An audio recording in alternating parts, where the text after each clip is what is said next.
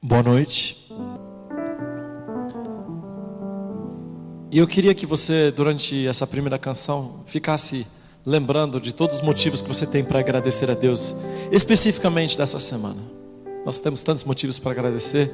Tenho certeza que você tem os seus, eu tenho os meus. Enquanto eu estiver cantando, estarei pensando nos meus. Enquanto eu estiver cantando, se você quiser cantar comigo também, claro, fique à vontade.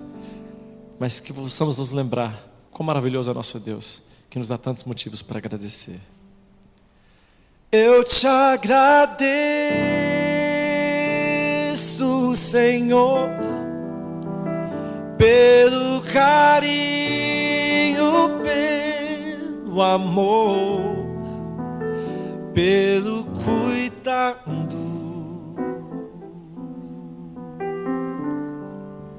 que tens por mim.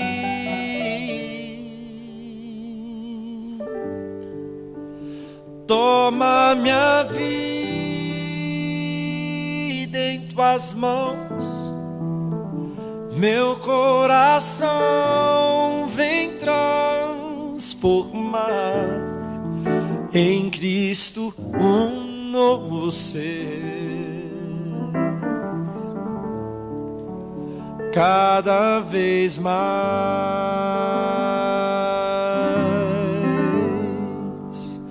eu te agradeço,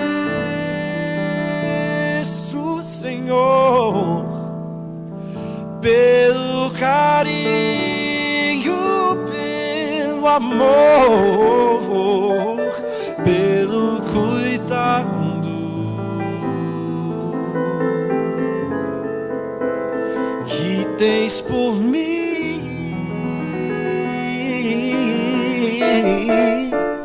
Toma minha vida em tuas mãos, meu coração vem transformar em Cristo um novo ser. Cada vez mais,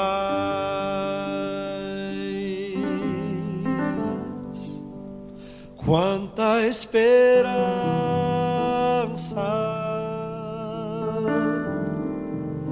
santa harmonia,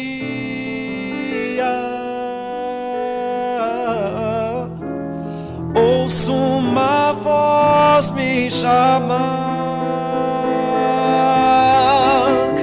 voz de perdão,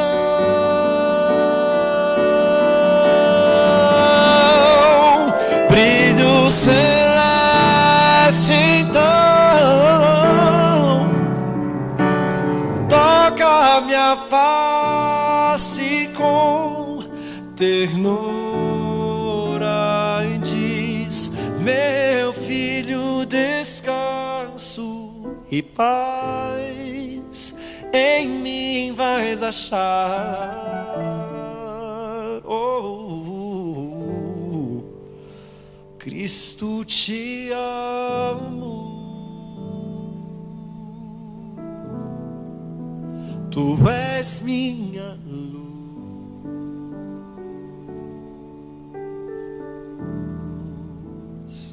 Eu te agradeço,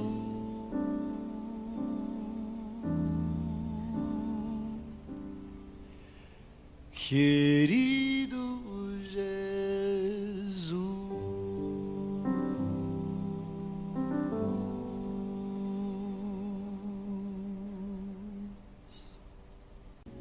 E é claro que não há motivo maior para agradecermos a Ele do que pelo seu amor.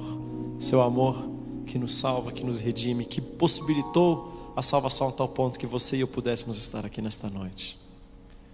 Na grandeza do amor de Deus, na paz que leva até o céu,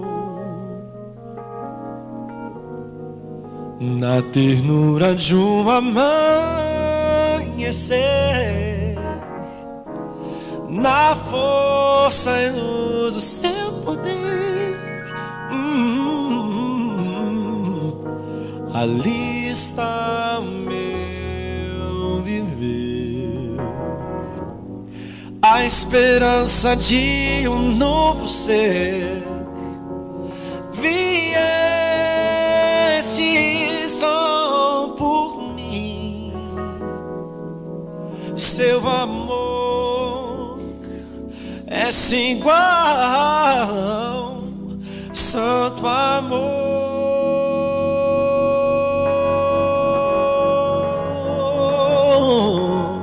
Nada vai me separar do teu amor, meu Cristo, nada vai.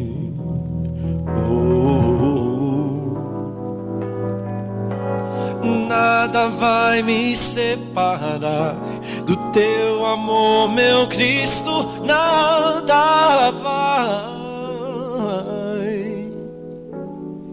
Na grandeza do amor de Deus, na paz que leva até o céu, na ternura de um amanhecer, na força e luz do seu poder, ali está o meu viver. A esperança de um novo ser viesse só por mim. Seu amor é sem igual, santo amor.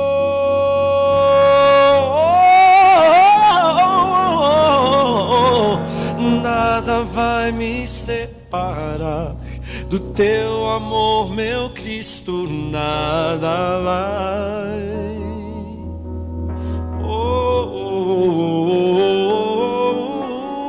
Nada vai me separar do teu amor, meu Cristo, nada vai. Cante comigo, é bem fácil. Nada vai me separar do teu amor, meu Cristo, nada vai.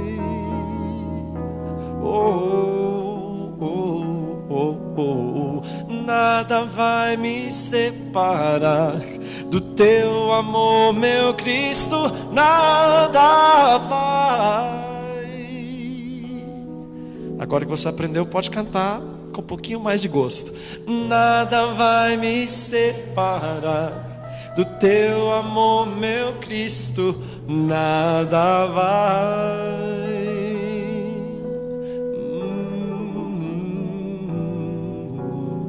Nada vai me separar do teu amor, meu Cristo, nada vai.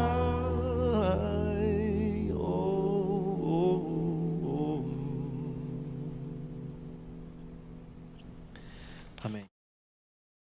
E essa terceira música eu escrevi, eu não sou muito compositor, né? Eu componho uma música por ano, assim, em média. Mas essa música que eu vou cantar agora aconteceu de um jeito diferente. A ideia da letra e a música, especialmente o coro, já veio tudo de uma música em inglês. Essa música, inclusive, que eu vou cantar agora é em inglês. E eu pedi para o Samuel fazer uma basezinha, né? Um tecladinho, uma coisa assim bem básica. Ele não sabe fazer nada básico, mas... E aí quando voltou o suposto playback dessa canção, tinha um trecho a mais da música. Eu falei, Samuel, o que é para eu ficar fazendo essa parte? Ela falou assim, não, eu senti de tocar isso aí. E foi assim que surgiu a ponte dessa canção, que hoje, inclusive, a parte predileta da música é justamente a parte que não fui eu que fiz. Fiz a letra depois e virou a nossa parceria de composição. Well, I've heard a million times in many songs and rhymes, I've witnessed arguments about how it will be.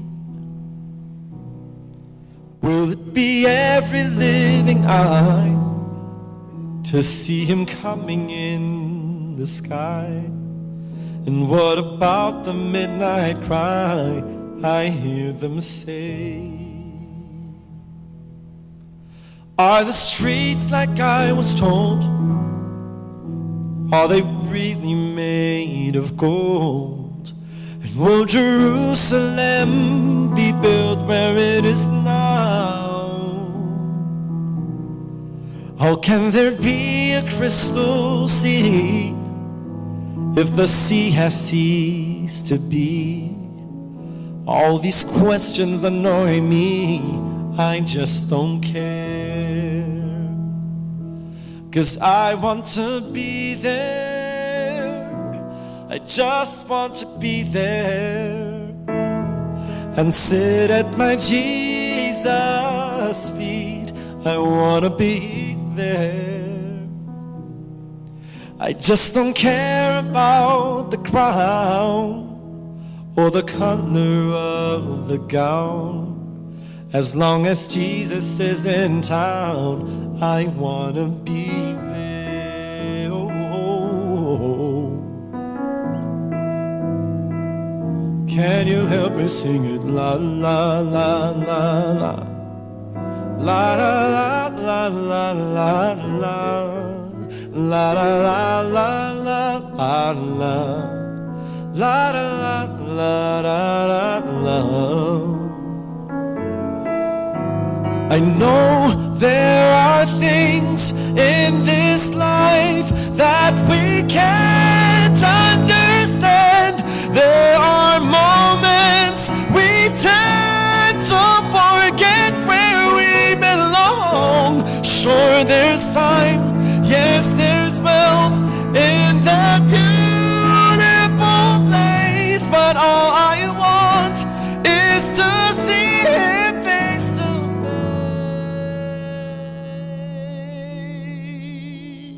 face. I just want to be there. I just want to be there and sit at my Jesus' feet. I want to be there. I just don't care about the crown or the color of the gown, as long as Jesus is in town. As long as Jesus is in town. Oh, as long as Jesus is in town. Oh,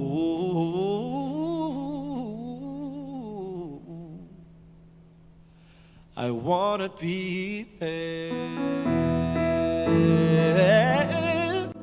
La la la la la la la la la la la la la la la la la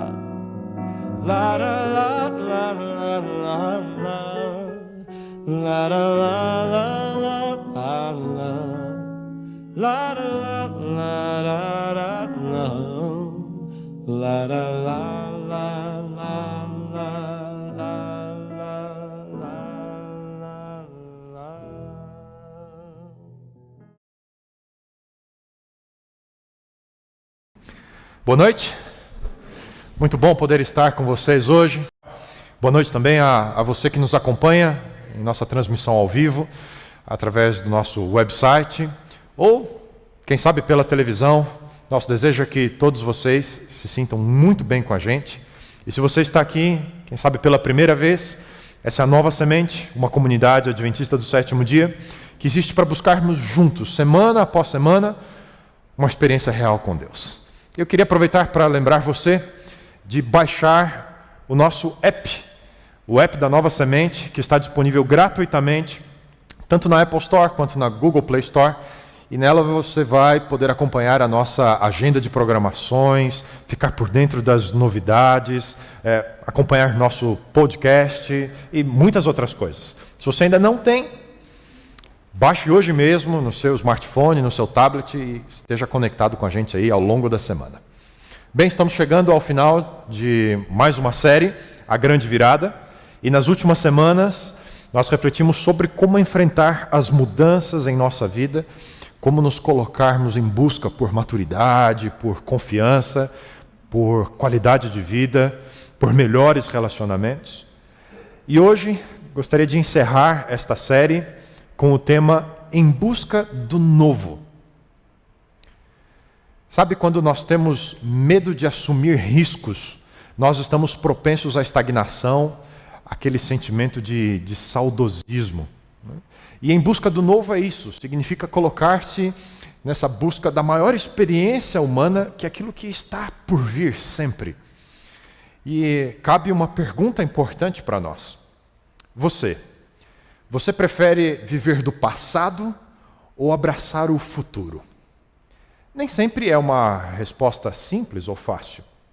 Depende muito de como você avalia o passado. Apenas para uma ilustração. Na sua opinião, no passado, pense aí, 20 anos atrás, se você consegue, os carros eram melhores?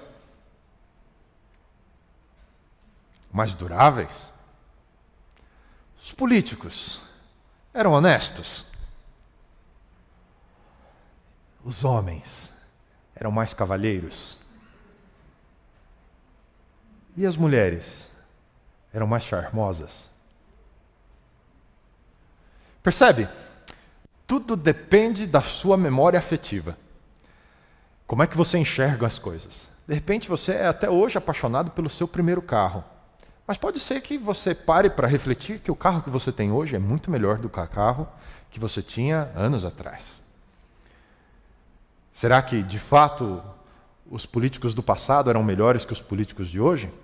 Ou encontrávamos também pessoas que eram desonestas e estavam mais preocupadas com seu bem-estar do que com a população em geral? Tudo depende das suas memórias, das coisas que você viveu.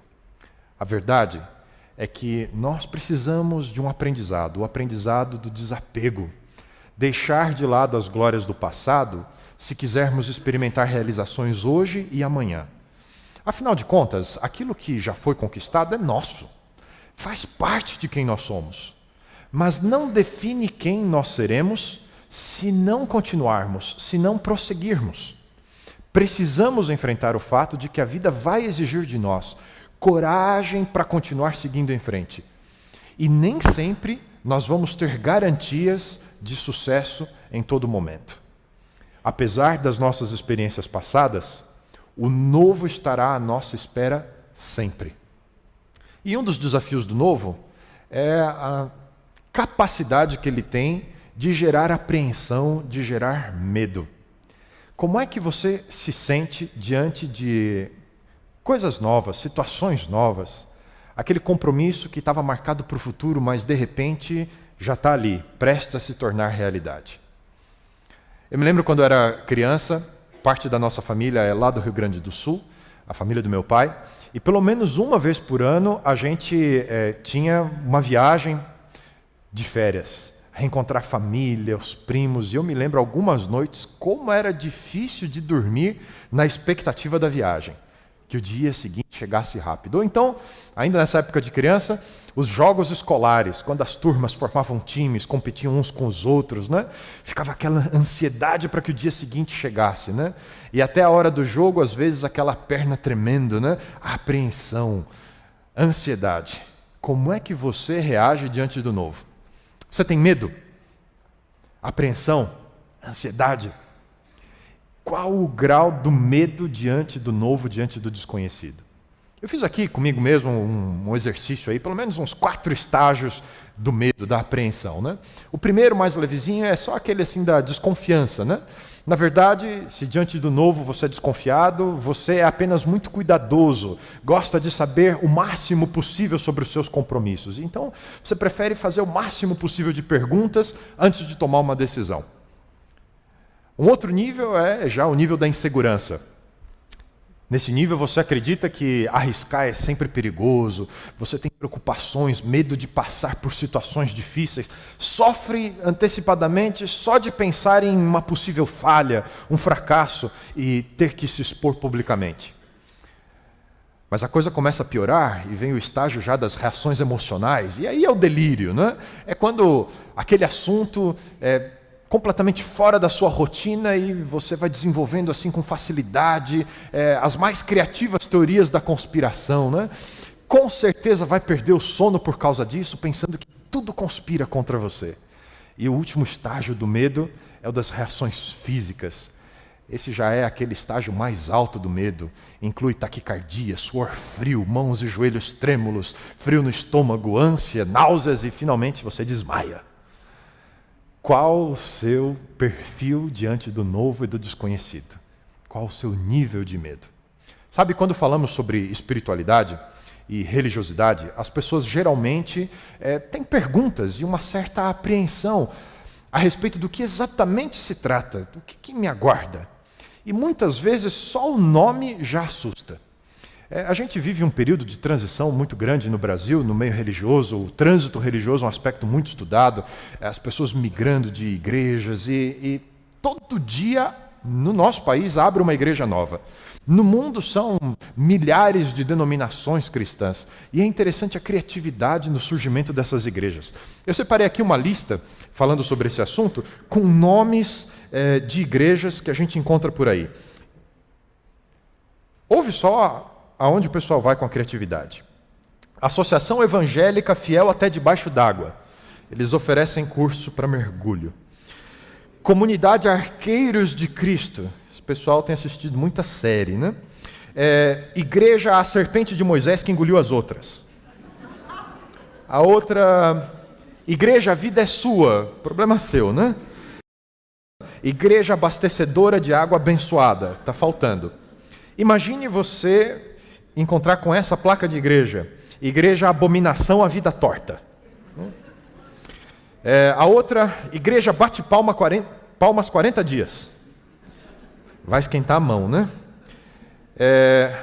Por falar em mão, tem a Igreja da Mão Santa. Não sei se o Oscar participa dessa igreja, hein?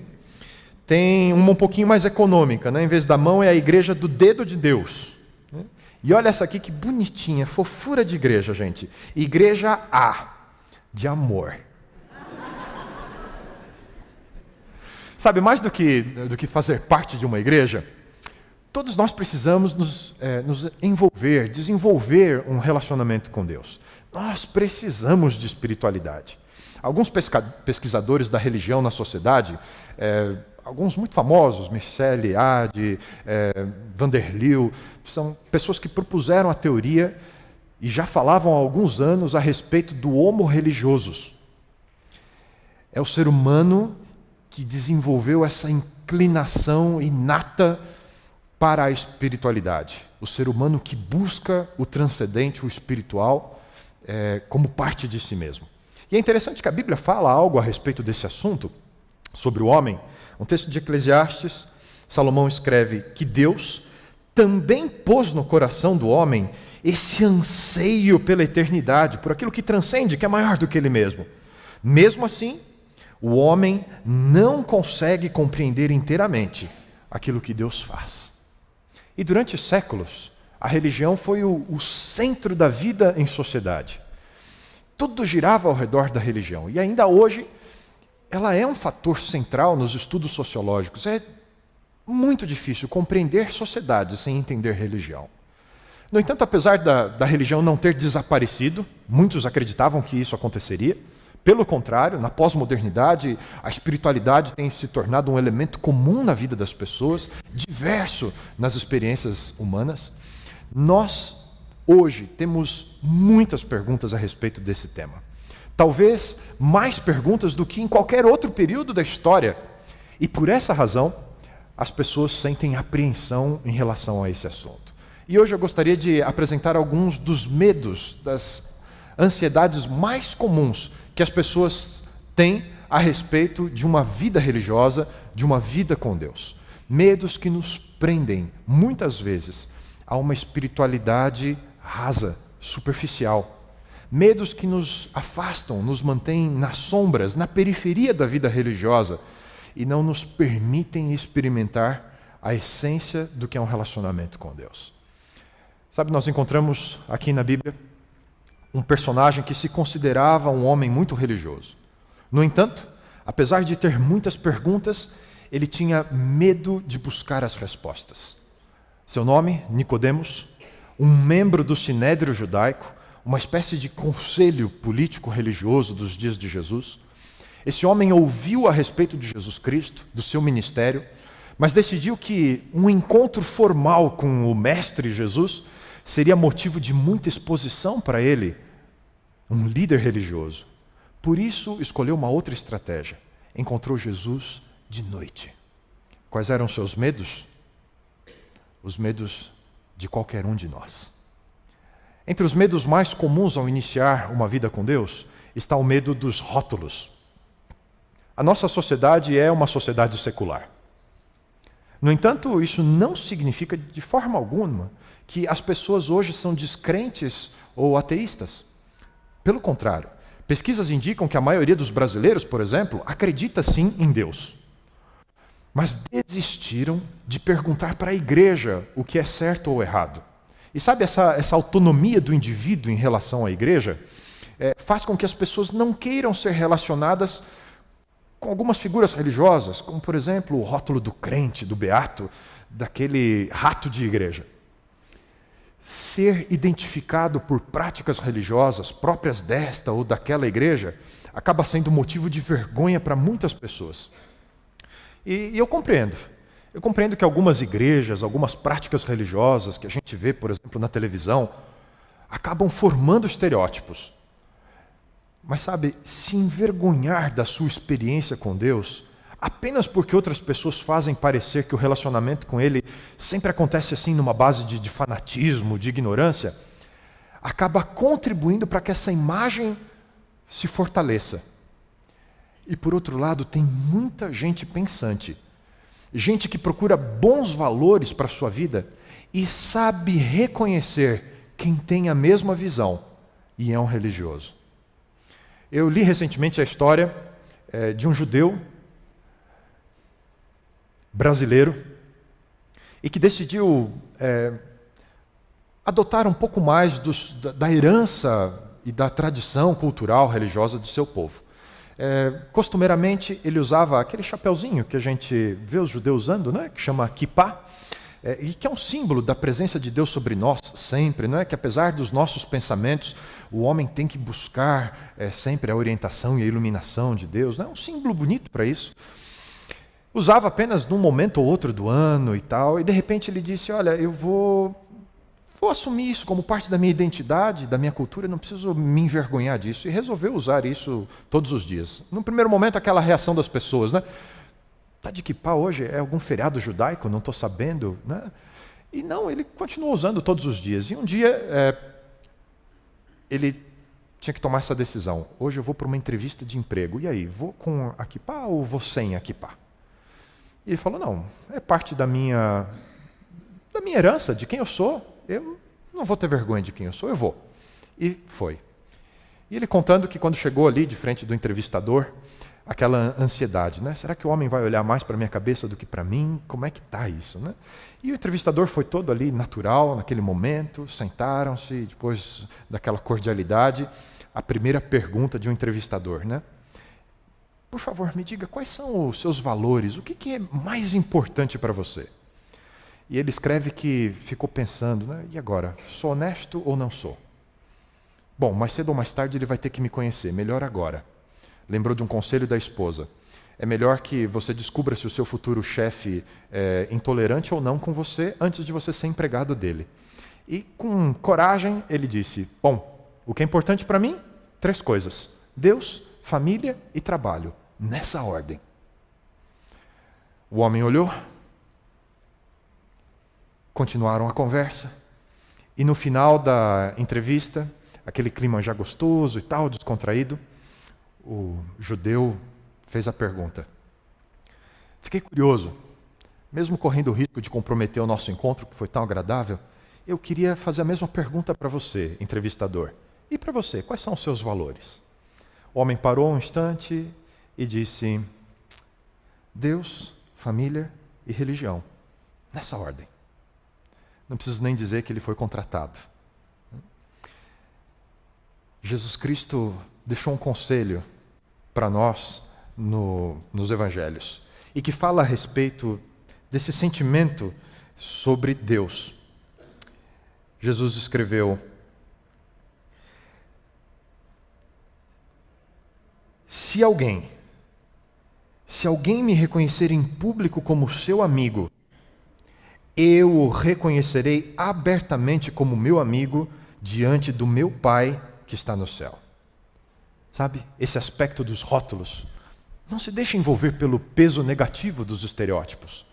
O fato de você ter uma vida com Deus, de você se envolver numa comunidade de pessoas que têm os mesmos valores que você, isso não significa que você concorda com todo tipo de distorções religiosas que acontecem ao seu redor. Não ceda a esse tipo de preocupação, porque afinal de contas, é o outro cheio de preconceitos e julgamentos que acaba sendo vítima de sua própria miopia nos relacionamentos. Não tenha medo de ser rotulado. Segundo medo que as pessoas têm em relação a uma vida com Deus é o medo dos compromissos. E talvez essa tenha sido a pergunta mais repetida pelas pessoas a respeito de qualquer religião. Talvez você já tenha feito essa pergunta ou tenha ouvido alguém fazê-la. Bom, falando de religião, estou curioso. O que é que a sua igreja proíbe? Já ouviu isso? Talvez a culpa seja dos próprios religiosos. Em diversas ocasiões é muito mais fácil, mais cômodo dizer: eu não faço tal coisa porque a minha religião não permite. Já ouviu isso também, né? Isso é mais fácil do que afirmar quais são as suas convicções a respeito desse assunto ou daquele. Mesmo que lá na origem este seu princípio, este seu valor esteja ali primeiro na palavra de Deus, em algum momento ele precisa ser seu, ser a sua convicção. Todos nós temos preocupação com as letras miúdas do contrato, né? E está certo. Antes de nos comprometermos com algo, precisamos saber quais são as nossas responsabilidades, se eu e você temos condição de cumpri-las. Mas aqui é que está o ponto em relação a este medo. Cristianismo não é a religião do não. Paulo escreveu sobre esse assunto e ele diz o seguinte: alguém vai dizer: eu posso fazer tudo o que quero. Pode, sim, mas nem tudo é bom para você. Eu poderia dizer: posso fazer qualquer coisa, mas não vou deixar que nada me escravize. E em outro lugar, Paulo também escreveu: pois aquilo que o homem semear, isso também colherá. Sabe, a religião é isso. Ela funciona, as nossas escolhas, aquilo que é certo, o que é errado, funcionam dentro da lei da ação e da reação. E nesse sentido, a vida com Deus é muito parecida com o casamento, por exemplo. Homens, aqui entre nós, o que aconteceria se você de repente acorda de manhã cedo, está ali a sua esposa ao seu lado, e bonita daquele jeito que todas acordam, né? Você, sorridente, diz: querida, como é gostoso acordar ao seu lado. Dá um beijinho nela de bom dia, né? Vai para o trabalho e ao longo do dia manda aquelas mensagenzinhas no WhatsApp: amor, pensei em você hoje, né? Alegrou meu dia, estou tão entusiasmado para chegar em casa e te ver de novo, né? E aí, quem sabe ali no meio do dia, não vai alterar muito o seu orçamento, você entra naqueles sites que entregam flores, né? E não é nenhuma data especial, mas você manda uma florzinha para ela, uma coisa assim só para marcar. Como é que você acha que essa mulher vai estar te esperando quando você chegar em casa? Lei da ação e reação. Garanto que você vai ter uma noite muito feliz. Agora, se você acordar como um dia comum, gasta mais tempo no celular e nas notícias, sai de casa sem falar bom dia, sem dar um beijinho, esquece da mulher o dia inteiro, o que você vai encontrar quando você chegar em casa? Lei da ação e reação. Assim é a vida com Deus. As suas escolhas vão definir aquilo que acompanha você. Deus não está interessado em oprimir você, em exigir sacrifícios bobos, coisas que não são importantes para qualquer um de nós. Definitivamente, Deus não é um menino mimado, genioso, que impõe sua vontade sobre nós assim de graça. Pelo contrário, as orientações, os princípios que Deus compartilha conosco através da sua palavra, através da Bíblia, são no sentido de nos ajudar a compreender qual o melhor caminho para desfrutarmos relacionamentos significativos com as pessoas e com Ele. A palavra de Deus mostra Jesus fazendo esse convite. Ele diz: venham a mim, todos vocês que estão cansados de carregar as suas pesadas cargas, eu darei a vocês descanso. Sejam meus seguidores, aprendam comigo, porque sou bondoso, tenho um coração humilde, e vocês encontrarão descanso. Os deveres que eu exijo de vocês são fáceis, e a carga que eu ponho sobre vocês é uma carga leve. Vida religiosa não é uma vida de sofrimento. Não tenha medo de assumir compromissos com Deus, são bons compromissos. Deus sabe cuidar dos seus filhos e espera de nós apenas que aprendamos a fazer boas escolhas e a priorizarmos aquilo que é correto, o que é honesto em todos os aspectos da nossa vida. Há um outro medo que as pessoas sentem no relacionamento com Deus e que está muito ligado a isso que estávamos falando. É o medo de errar. E talvez você possa dizer: tudo bem, eu entendi a respeito do compromisso, mas e se eu falhar? E se eu não conseguir viver à altura das expectativas, dos valores de Deus nos meus relacionamentos, na minha vida em geral, o que é que acontece? Como é que Deus vai agir? E essa é uma excelente pergunta. Revela uma preocupação, quem sabe, sobre as muitas histórias e narrativas a respeito dos juízos de Deus que encontramos ao longo da história. E eu preciso admitir, é prudente, muito prudente você lembrar que Deus é justo. E que a injustiça deve ser combatida, a injustiça deve ser punida. Todos nós queremos isso. Mas eu preciso dizer a você que corremos o risco de ser superficiais quando não diferenciamos as atitudes dos motivos. E eu posso dizer a você que Deus não é superficial. Ele é claro em dizer que os homens julgam pela aparência exterior, mas eu examino os pensamentos, as intenções do homem. Deus nos conhece melhor do que nós mesmos. E a Bíblia diz que Ele é nosso Criador. Deus sabe das nossas limitações, sabe da nossa propensão ao pecado, apesar das nossas melhores intenções. O que Deus espera de nós, Ele espera sinceridade e humildade em relação aos nossos pecados, às nossas falhas. A Bíblia também é clara em dizer que se nós confessarmos os nossos pecados, Deus é fiel e justo para perdoar os nossos pecados e nos purificar de toda injustiça. Você percebe a condição? Se confessarmos, se reconhecermos a nossa imperfeição, os nossos erros, Deus perdoa. Mais do que isso, a Bíblia não está dizendo que saímos devendo perfeição a Deus por causa do seu perdão, mas que Ele nos purifica da injustiça. Perfeição, justiça, nos tornarmos pessoas melhores, isso tudo é resultado de uma vida com Deus. É resultado da presença dEle na nossa vida. Por isso eu posso dizer a você, não tenha medo de falhar com Deus. Deus está disposto a nos oferecer oportunidades para errarmos. Voltando às minhas memórias da infância, eu me lembro quando estava ali no 7ª série, 8ª série, naqueles jogos escolares entre as turmas, eu me lembro, a gente tinha o time de futebol da classe. E tinha um colega que ele era muito habilidoso, tinha muita facilidade para driblar e tal, era um excelente atacante. Mas era só ele, né? O resto do time não colaborava muito, né? E às vezes ele ficava receoso, né? De quem sabe, arriscar um pouco mais e comprometer o resultado e a gente perder um jogo. E eu era goleiro, jogava sempre atrás, e eu me lembro de algumas vezes, em alguns jogos, conversar com esse meu amigo e falar para ele: cara, é o seguinte, se você não tentar, a gente vai perder mesmo. Então faz o seguinte, arrisca, vai para frente, ataca, faz o que você sabe fazer. E eu me viro. E se eu tomar o gol, a culpa é minha. Vai tranquilo.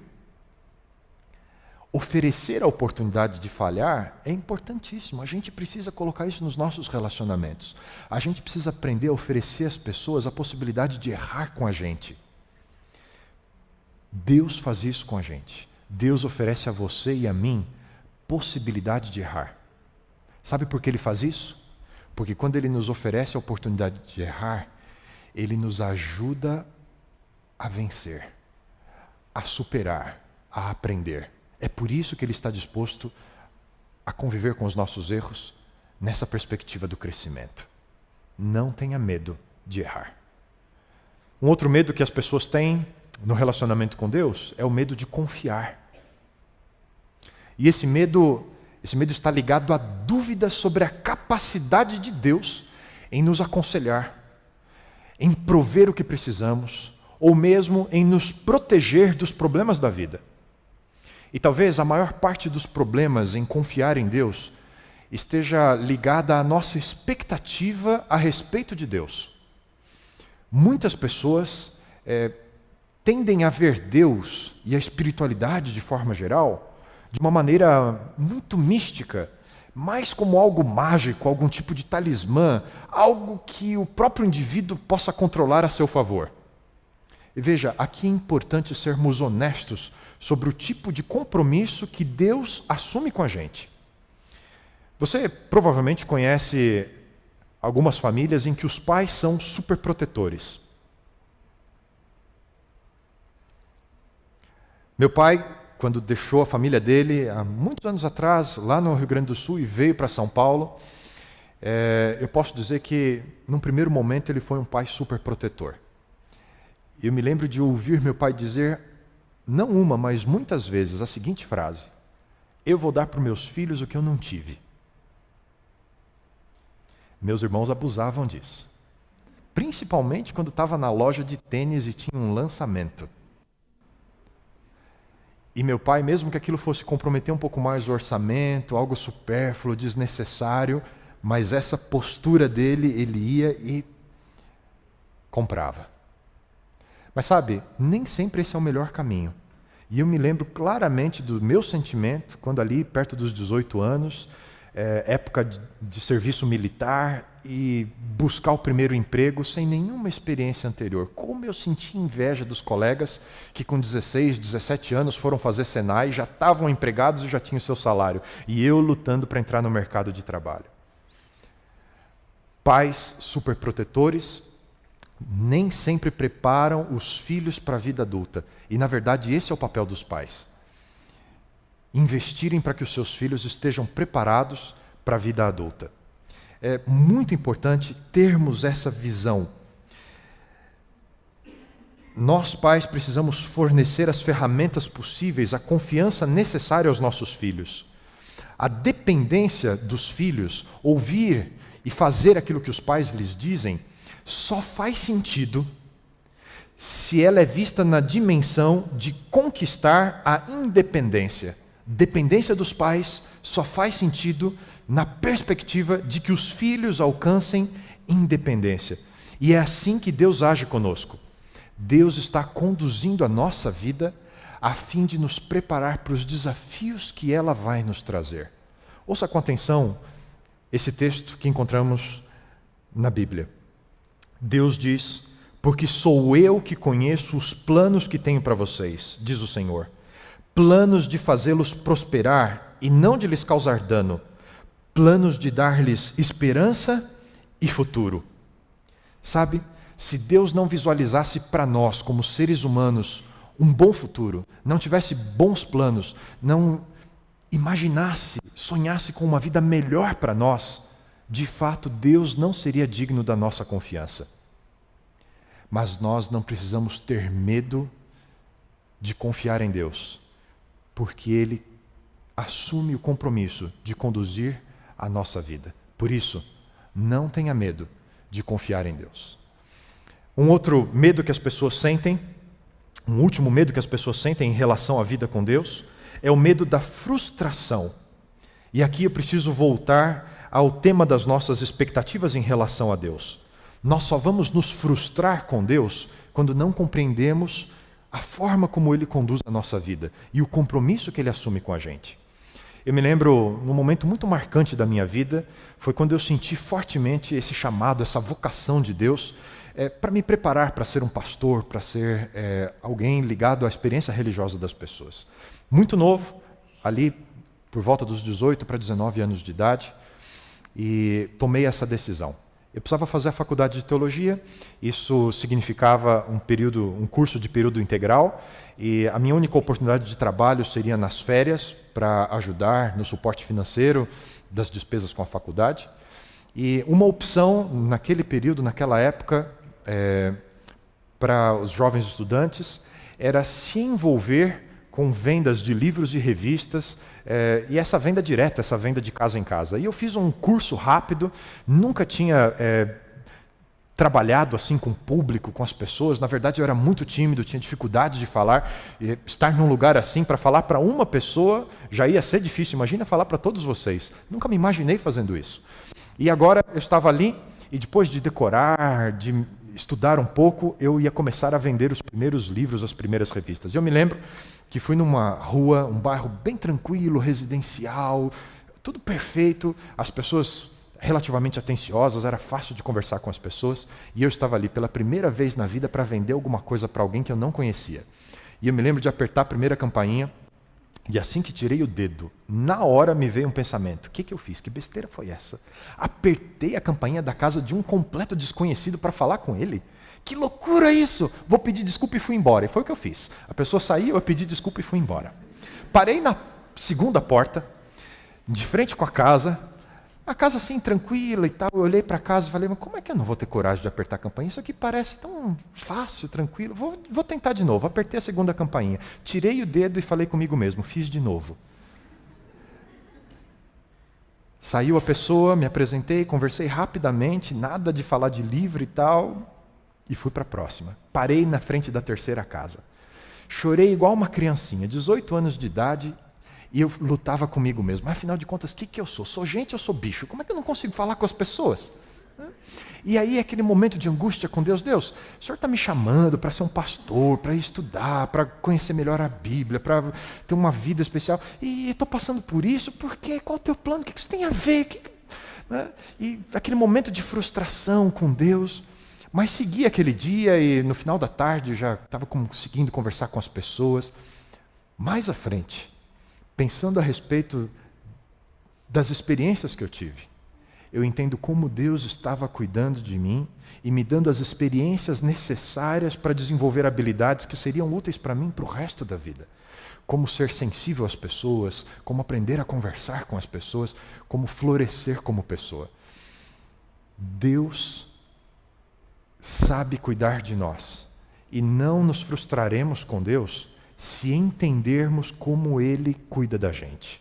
A Bíblia nos afirma que Deus é capaz de fazer infinitamente mais do que tudo o que pedimos ou pensamos, de acordo com o seu poder que atua em nós.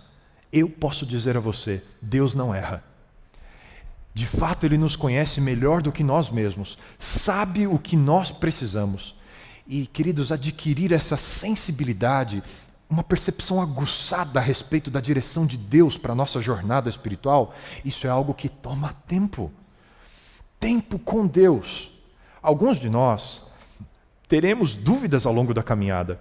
E saiba, isso é normal. Deus vai nos dar algumas respostas. E essas respostas nos ajudarão a confiar, mesmo quando não temos todas as respostas. Mesmo assim, não se decepcione, continue em frente. Um dia saberemos todas as respostas. E sobre esse assunto, a frustração com Deus, eu acho que ninguém definiu tão bem essa questão quanto a autora do poema Pegadas, que eu gostaria de compartilhar com vocês hoje. Quando ela começa dizendo que uma noite tive um sonho, e sonhei que estava andando na praia com o Senhor. No céu passavam cenas da minha vida, e para cada cena que passava, percebi que eram deixados 2 pares de pegadas na areia. Um era o meu, o outro do Senhor. Quando a última cena da minha vida passou diante de nós, e olhei para trás, para as pegadas na areia, notei que muitas vezes no caminho da minha vida havia apenas um par de pegadas na areia. Notei também que isso aconteceu nos momentos mais difíceis e angustiantes da minha vida, e isso aborreceu-me deveras, e perguntei então ao meu Senhor: Senhor, tu não me disseste que, tendo eu resolvido te seguir, tu andarias sempre comigo em todo o caminho? Contudo, notei que durante as maiores tribulações do meu viver havia apenas um par de pegadas na areia, e eu não compreendo porque nas horas em que eu mais necessitava de ti, tu me deixaste sozinho. E então o Senhor me respondeu: meu querido filho, jamais te deixaria na hora de prova e sofrimento. Quando viste na areia apenas um par de pegadas, eram as minhas. E foi exatamente aí que te carreguei nos braços. Não tenha medo de confiar em Deus. Não tenha medo. Deus não nos decepciona. E você? Quais são os seus medos? Quais são os medos que te impedem de buscar uma nova e profunda relação com Deus? Sabe, mais do que simplesmente dizer que crê em Deus, mais do que isso, assumir riscos ao lado dele. Nicodemos entendeu isso naquele encontro com Jesus. Ali, envolto pelas sombras da noite, as perguntas de Jesus abriram um caminho ao seu coração que o fez perceber que ele precisava sair da periferia da espiritualidade e permitir que Deus o conduzisse por uma nova e significativa experiência espiritual. Poucos capítulos à frente, no livro de João, depois daquele encontro,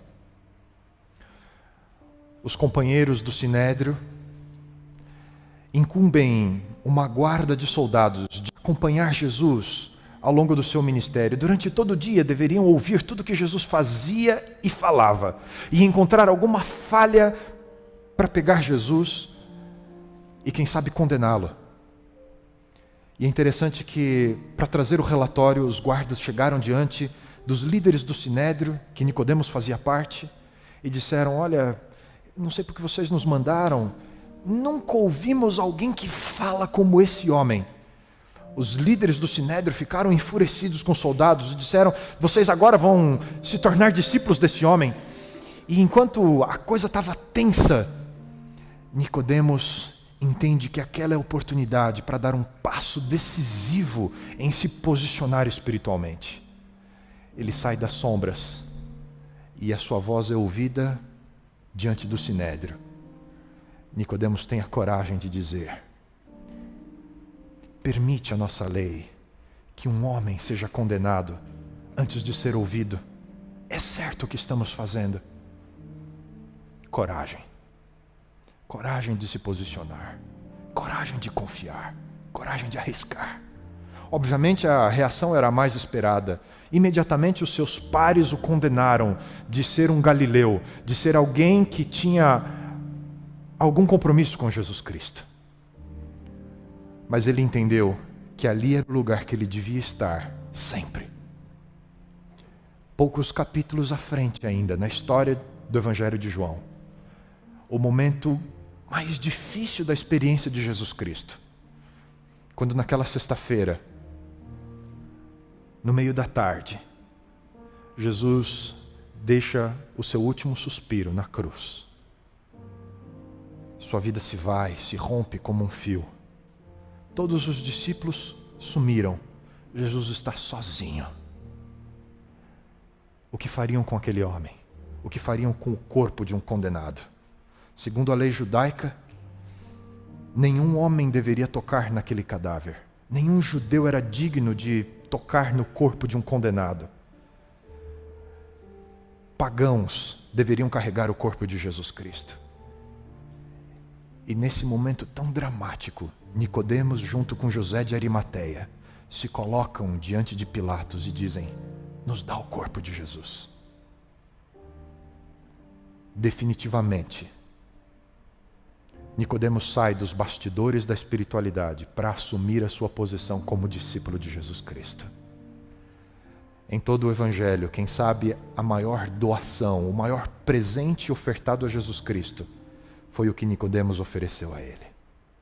Alguém que entendeu que se nos colocamos em busca do novo, Deus nos surpreende com algo melhor do que a gente experimentou até aqui. Sabe, nada nessa vida que realmente tenha valor está livre de riscos. A sua relação com Deus depende de uma única e importante decisão. O que é mais importante para você? Em toda a sua vida, o que mais tem valor para você? Qual a ordem? O que vem primeiro? Um lindo texto da Bíblia nos diz, e quem sabe possa ser a sua resposta: a minha porção é o Senhor. Portanto, nele porei a minha esperança, porque o Senhor é bom para com aqueles cuja esperança está nele, para com aqueles que o buscam. O que é que você está esperando? Coloque-se em busca do novo. Apenas Ele, apenas Jesus Cristo é a única fonte real de maturidade, de confiança, de vida, de verdadeira bondade. Se você estiver em busca de uma fé profunda, consistente, tudo mais estará no seu lugar. Basta uma escolha, uma decisão. Qual é a sua? Bom Deus, quem sabe muitos de nós aqui hoje estamos diante de uma situação que não compreendemos. Se olharmos para a nossa vida, parece que está tudo tão certo, tudo no seu lugar, mas em alguns momentos sentimos como que falta um propósito, falta algo. Alguns de nós já cansaram de procurar em tantos lugares e tantas fórmulas, mas ainda precisamos, sentimos que devemos seguir em frente, de que há algo novo que finalmente vai nos preencher.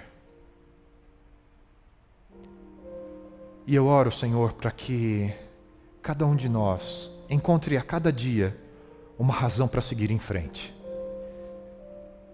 E que assim como Jesus Cristo nos disse, que se buscarmos em primeiro lugar, se o mais importante da nossa vida for o relacionamento contigo, o teu reino, a tua justiça, aquilo que é certo, finalmente as outras coisas encontrarão o seu lugar.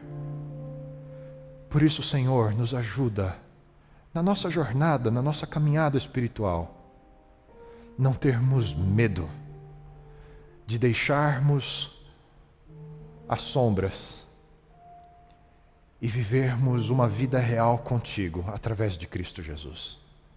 Nos ensina, precisamos aprender, nos ajuda a termos percepção da tua presença conosco e com certeza, Senhor, encontraremos paz, encontraremos realização. Conduza a nossa vida passo a passo. É a oração que fazemos hoje. E se o Senhor atender a nossa oração, podemos aprender a descansar em Ti e finalmente viver. Oramos por Jesus Cristo, aquele que pode todas as coisas. Em nome dele. Amém.